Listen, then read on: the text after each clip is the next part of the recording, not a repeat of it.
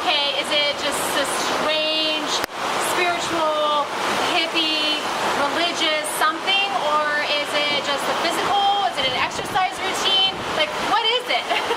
So really wrapping our heads around it. So, all right, a little history, fun fact of the day. Patanjali was one of the first, like, sages that's known to actually write about yoga. He wrote the Yoga Sutras, of which there are 196. Now, a sutra is just like a little bead. You can think about it as a little gem of philosophy or a thought or something to contemplate on in order to reach greater, levels of awareness and or growth and development within yourself. So you got these 196 yoga sutras, right? And of which he talks about the 8 limbs of yoga. And yoga, the physical asana, which just means postures, the poses, the physical practice, is the 3rd limb of the 8 limbs of yoga described in the Yoga Sutras that Patanjali wrote in the 2nd century BC. Okay, so a long, long time ago. Now, yoga has been practiced in many cultures. It's not just from India, so it's really old. And so my point being, though, is that it's the 3rd limb of the 8 limbs of yoga in the 196 sutras that were written way a long time ago. And in those 196 sutras, the asana, the physical practice, is only mentioned 3 times because the physical practice is actually not totally yoga. Yes, it's what we all come to know and understand, especially in Western culture.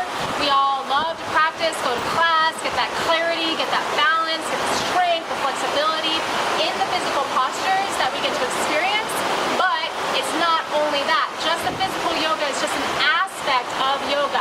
You can have yoga of surrender. You can have yoga of, interpersonal relationship. Ahimsa is a wonderful concept. It means nonviolence to self, nonviolence to other people, in your thoughts.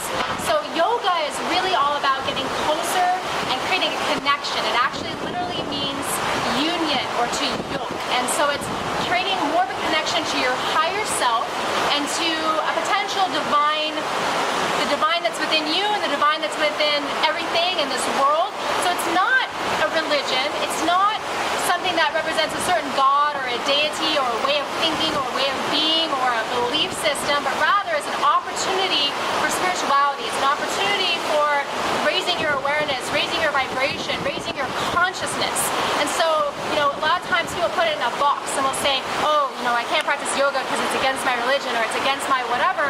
And just to kind of think about the fact that it's not a religion. It's just an opportunity. It's an opportunity for you to open your heart, open your mind, and open your body in the physical practice of the asana, right? But there's a lot of different ways. I went to yoga as a way to exercise, quite honestly. I was a teenager and I was exercising. I was doing a lot of strength training, functional training, weightlifting, running, biking, you name it. I was super active. And I found yoga as a way to strengthen and a way to lengthen, right? Create flexibility. So it was a great balance for me. And I ended up finding a spiritual practice. I ended up finding something that helped to ground me, to support me in my mental thoughts, to help me observe myself, to help me understand what was going on within my own mind and my own heart. It was an hour a day that I could practice and just get away from everything and everyone and listen to my own body, listen to my own thoughts, and just sit with myself, right? So being in that silent observation through the moving meditation, that is the physical asana. They're doing a little work upstairs.